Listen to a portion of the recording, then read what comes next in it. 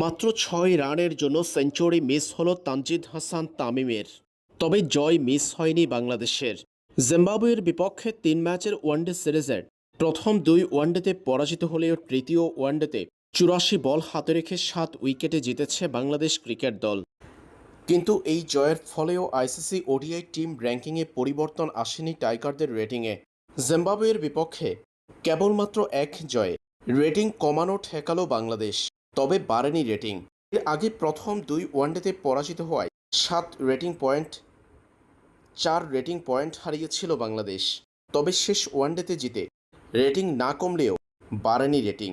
বর্তমানে ৮৩ rating point নিয়ে ICC ODI team র্যাঙ্কিংয়ে নবম স্থানে আছে বাংলাদেশ। জিম্বাবুয়ের বিপক্ষে শুরুতে বোলিং করে জিম্বাবুয়েকে মাত্র ১৯৯ রানে থামিয়েছিল বাংলাদেশ। তাসকিনের ২ উইকেট, শরীফুলের ৪ উইকেটে নাস্তানাবুদ জিম্বাবুয়ে। টাইগারদের কেবল ৩ পেসারই এদিন নিয়েছে ৭ উইকেট। এরপর জিম্বাবুয়ের দেওয়া ২০০ রানের টার্গেটে ব্যাটিং করতে নেমে বাংলাদেশের ২ ওপেনার তানজিদ তামিম ও সৌম্য সরকার করেছেন ১৭৫ বলে ১৫১ রানের জুটি। এদিন ৯৪ রানের ইনিংস খেলা তানজিদ তামিম দলের ৩ রান বাকি থাকতে ৬ হাঁকাতে গিয়ে আউট হন ক্যাচ দিয়ে। ৬ রানের জন্য সেঞ্চুরি মিস করেছেন ছোট তামিম।